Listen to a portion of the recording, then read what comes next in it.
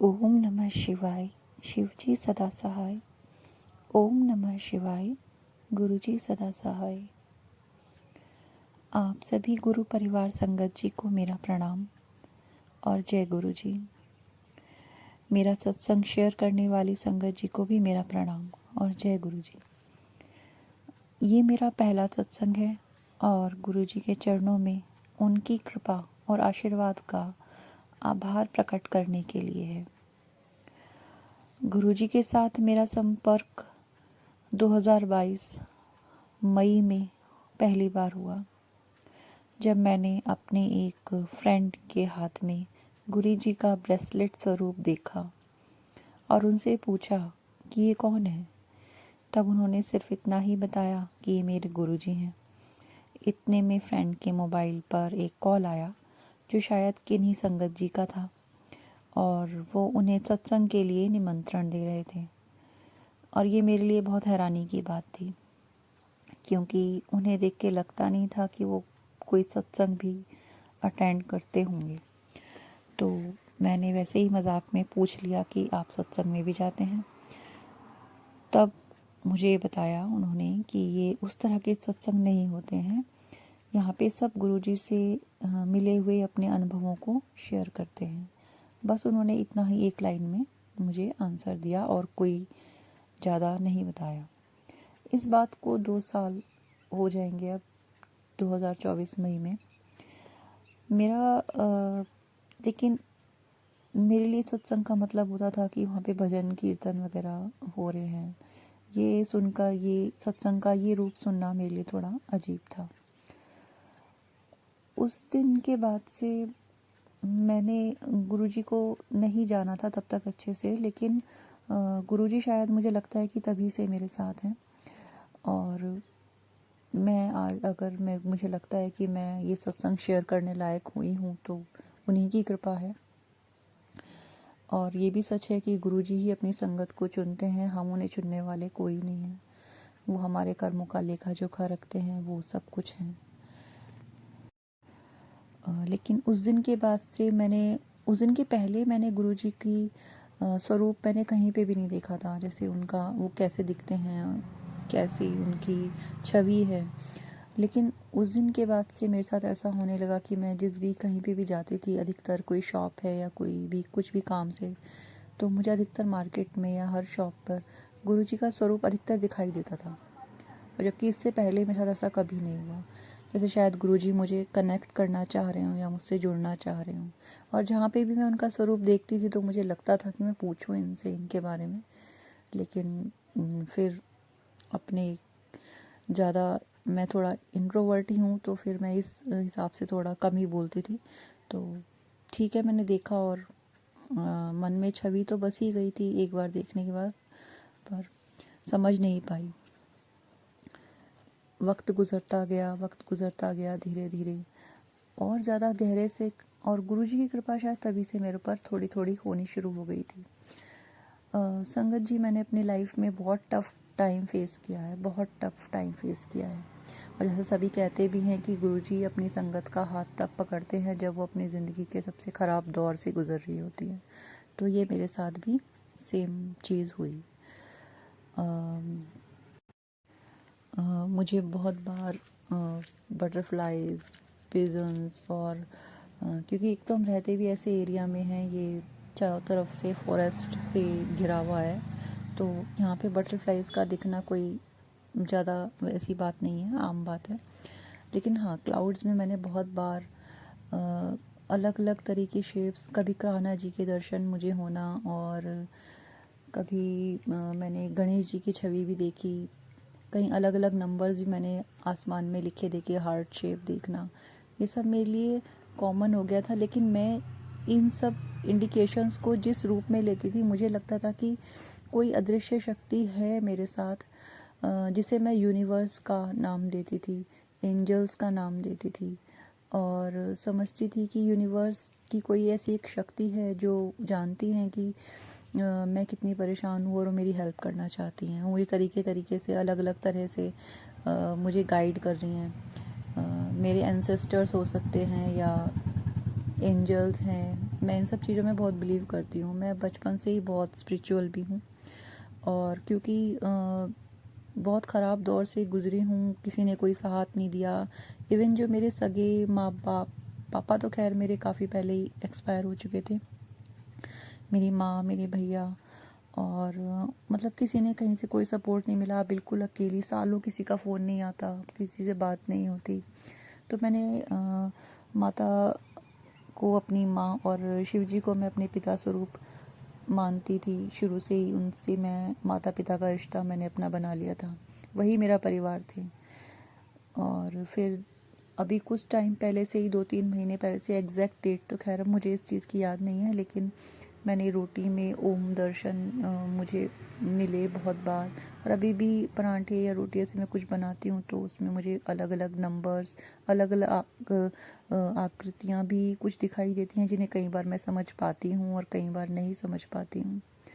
तो अब मैं ये नहीं समझ पा रही हूँ कि मतलब मुझे कब से गुरुजी ने मेरा हाथ थामा हुआ है, लेकिन हाँ, अब इतना तो मैं जान गई हूँ कि वो अदृश्य शक्ति और कोई नहीं, मेरे गुरुपा ही हैं, और उन्होंने ही मुझे संभाला है, उन्होंने ही मुझे हर पल सहारा दिया है। और मैं इस बात के लिए मैं उनकी बहुत बहुत बहुत आभारी हूँ कि जब मेरी लाइफ में कोई नहीं था और जब मैं उनके सामने बैठ के रोती रहती थी कि मेरे साथ ऐसा क्यों, कि मेरी लाइफ में कोई एक इंसान भी ऐसा नहीं है जिसके ऊपर मैं ट्रस्ट कर सकूं और जिस पर मैं आंख बंद करके ट्रस्ट करूं और सब कुछ अपने दिल की बात शेयर करूं। मैं दूसरों को देखती थी कि हाँ, सबके मम्मी पापा का फ़ोन आता है या परिवार का फ़ोन आता है, या मायके में या ससुराल में, मतलब कोई ना कोई सपोर्ट सिस्टम सभी के पास होता है, और मेरा कोई भी नहीं है, कोई भी नहीं है। इवन कभी कभी ऐसा लगता था कि बच्चे भी, कहते हैं ना, सब अपने में ही होते हैं। तो वही सिचुएशन मेरी लाइफ में मैंने फेस की है। तो बस कोई नहीं सहारा था, गुरुजी ने संभाला, उन्होंने ही समझा, उन्होंने ही समझाया। और अब उस चीज़ को, उस अदृश्य शक्ति को, जिसे मैं यूनिवर्स का नाम दूं या एंजल्स का, मैंने जो महसूस किया, उसको एक चेहरा मिल गया। वो चेहरा मेरे गुरु पिताजी का था, है, सॉरी, वो चेहरा मेरे गुरु पिताजी का है। और अब मेरे को ये नहीं लगता कि मेरा कोई नहीं है, क्योंकि मैं जान गई हूँ कि वो हैं मेरे, और वो हर पल हैं, वो थे, हैं और हमेशा रहेंगे।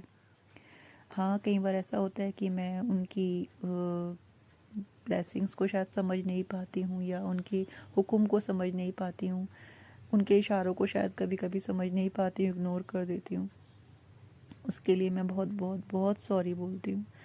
मैं फ़िज़िकली भी थोड़ा मैं ठीक नहीं रह पाती हूँ, मेरी हेल्थ, और गुरुजी के बहुत सारे मैसेजेस मिलते हैं ब्लैक मैजिक के।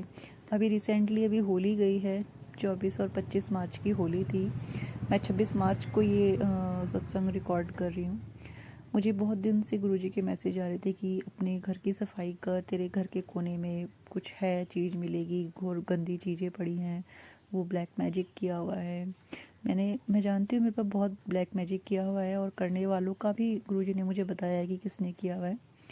तो लेकिन ऐसा हुआ कि मैं, जो गुरुजी ने कहा कि सफाई कर, यहाँ पे ये ढूंढ वो ढूंढ, लेकिन मैं कुछ नहीं कर पाई। जैसे मेरी बुद्धि ही बांध दी गई है। मुझे नहीं पता कि क्या होता है, लेकिन मैं मतलब बहुत ज़्यादा वीक फील करती हूँ, बहुत ज़्यादा ड्रेन, कि मतलब बेड पे पड़े रहना, रोते रहना, ये सब चीज़ें जैसे ब्लैक मैजिक नेगेटिविटी की वजह से भी होती हैं। तो गुरुजी के मैसेज मुझे मिल रहे थे ब्लैक मैजिक से रिलेटेड बहुत ज़्यादा, डेली ही, मतलब ऑलमोस्ट जितने सत्संग मेरी यूट्यूब पे आते थे वो सब ब्लैक मैजिक से रिलेटेड होते थे। तो अब हुआ ये कि होली से पहले गुरुजी ने मुझे आदेश दिया था कि भाई तुम अपने घर में से ये चीज़ निकाल के बाहर फेंको, होली से पहले तुम्हें ये काम करना ही है। लेकिन हुआ ये, जो विधि को मंजूर था, कि मैं ये नहीं कर पाई, क्योंकि छोटी होली से एक दिन पहले ही हमारे घर में गेस्ट आ गए, और वो गेस्ट ऐसे आए थे जिनके सामने मैं नहीं कर सकती थी, और वो मेरे ससुराल साइड से थे। तो ऑब्वियसली उनके सामने तो मैं ये सब साफ़ सफाई नहीं कर सकती थी, और वो होली मनाने ही आए थे। तो मैंने गुरुजी से रिक्वेस्ट करी कि गुरुजी, मैं उस टाइम परेशान थी, अपनी बालकनी में मैं घूम रही थी, तो मैंने गुरुजी से प्रार्थना की, गुरुजी अब मैं क्या करूं, आप तो सब देख रहे हो, मैं इस टाइम पे कुछ नहीं कर सकती। हालांकि मैंने अपने हस्बैंड से बोला भी कि मुझे बेड थोड़ा सा खिसका दीजिए, क्योंकि हमारा बेड बहुत ज़्यादा हैवी है और वो मैं नहीं खिसका सकती थी अकेले, नहीं उसको मैं साफ़ कर सकती थी, तो लेकिन उन्होंने मना कर दिया कि नहीं, यहाँ मेरे पास अभी इतना टाइम नहीं है, मैं अभी बहुत बिज़ी हूँ, तो ये नहीं हो सकता अभी साफ़ सफाई, अभी होली के बाद देखेंगे। फिर जो रीज़न था वो मैं उन्हें नहीं बता सकती थी, क्योंकि वो बहुत नहीं मानते हैं, वो गुरुजी को तो बिल्कुल भी नहीं मानेंगे। उनका कहना है कि तू सारा दिन यूट्यूब पे लगी रहती है, तो तेरा दिमाग ख़राब हो गया है, तू पागल हो गई है, वगैरह वगैरह। खैर वो अलग चीज़ है। तो गुरुजी से मैंने रिक्वेस्ट करी कि गुरुजी मैं नहीं कर पा रही हूँ, मैं नहीं देख पा रही हूँ, तो और मुझे पता है कि मैं अगर नहीं भी उस चीज़ को निकाल पाई होली से पहले, आप मेरा कुछ भी बुरा नहीं होने दोगे। मुझे आप पर पूरा यकीन है गुरुजी, प्लीज़ मुझे माफ़ कर दीजिए कि मैं आपके आगे का पालन नहीं कर पा रही हूँ। और तभी मैंने देखा कि उस पल, मतलब एक तो हम फ्लैट्स में रहते हैं, तो मेरे बिल्कुल हम सेकंड फ्लोर पे रहते हैं, तो सामने से एकदम वाइट कलर की बटरफ्लाई मेरा ये सोचते ही निकल के गई। तो मुझे लगा कि हाँ, गुरुजी ने मेरी पुकार सुन ली है, गुरुजी समझ रहे हैं मेरी प्रॉब्लम को और वो देख रहे हैं, वो संभाल रहे हैं। तो और बड़ी होली के बाद अगले दिन, मतलब आज जैसे मैं सो के उठी हूँ सुबह अमृत वेले के लिए, सुबह 3 बजे मेरी आँख खुली। मेरा स्टमक एक बहुत ज़्यादा हो रहा था उस वक्त पे। जब मेरी आँख खुली, मेरे पेट में ही दर्द के साथ मेरी आँख खुली और मेरी बैक में भी पेन, मेरे पेट में भी दर्द, और मुझे लगा कि मैं बैठ नहीं पाऊँगी। और मुझे ऐसा लग रहा था जैसे पेट में बिल्कुल पता नहीं जैसे पानी हो जाता है या क्या होता है ना, वो वाली सिचुएशन। और मैं फ़्रेश होके आई और फिर मुझे लगा कि शायद मैं नहीं बैठ पाऊँगी, क्योंकि मुझे फिर से फ़्रेश होने के लिए दोबारा जाना पड़ेगा। फिर मैंने गुरुजी से प्रेयर करी कि गुरुजी आप ही देखो क्या हो रहा है, क्या नहीं हो रहा। और मैं आँख बंद करके गुरुजी का मैं मेडिटेशन लगा के मंत्र जाप करने लगी। मैं सही बताऊँ तो मुझे नहीं पता अमृत वेले में क्या करना चाहिए, कैसे करना चाहिए। बस जो मन में आता है या जो भी मुझे लगता है कि ये सही है, मैं वो कर लेती हूँ। और जैसे ही मैंने मंत्र जाप स्टार्ट किया, उसके विदिन 2-3 मिनट्स ही मेरे पेट में जो इतना दर्द हो रहा था बार बार रुक रुक के, और वो जितनी मैं प्रॉब्लम फील कर रही थी अपने पेट में, वो सब धीरे धीरे एकदम ठीक हो गई। और मैंने आधा पौना घंटा अच्छे से मेडिटेशन किया अपना, और उसके बाद मैं, क्योंकि कमर बैक में बहुत पेन था, मैं लेट गई थोड़ी देर के लिए। और क्योंकि मुझे अगले दिन आज बहुत सारा काम भी निपटाना था, गेस्ट गए थे, तो बहुत सारे घर के काम पेंडिंग हो जाते हैं जब कोई मेहमान आपके घर में आता है। और मुझे लग रहा था कि शायद पता नहीं मैं कर पाऊँगी या नहीं कर पाऊँगी। बहुत ज़्यादा ड्रेन फील कर रही थी, बहुत ज़्यादा थकान। ऐसा मुझे तब फील होता था जब मतलब एक टाइम बहुत बुरा मैंने उससे पहले का भी फेस किया है, जहाँ पे गुरुजी जब तक मेरी लाइफ में नहीं आए थे, बिल्कुल वही सिचुएशन मुझे फिर से लग रही थी कि मैं फिर से उसी तरह ड्रेन हो रही हूँ। मैं हिलना भी, मतलब मुझे लग रहा है मुझे भारी लग रहा है। तो ऐसे में बाकी सब चीज़ें देखना, घर को मैनेज करना, खाना पीना सब कुछ मुझे बहुत मुश्किल लग रहा था। और मैंने मन ही मन जाप तो स्टार्ट कर दिया।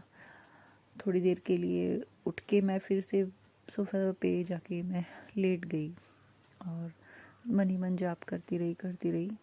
और 15-20 मिनट के अंदर ही मुझे काफ़ी बेटर फील हुआ। और मैं उठ के फिर मैंने डेली रूटीन के जो भी काम थे, हालांकि मुझे थोड़ा एक्स्ट्रा टाइम आज लग गया, लेकिन हाँ, सब काम हो गया। और मैं गुरुजी का बहुत बहुत बहुत बहुत थैंक यू कहना चाहती हूँ कि थैंक यू गुरुजी, आपने मेरा हाथ पकड़ लिया है। और मैं जानती हूँ कि अब जो भी ब्लैक मैजिक या जो भी कुछ होगा, वो जल्दी ही आप उसको ख़त्म कर देंगे, मेरी ज़िंदगी से उसको बहुत दूर कर देंगे।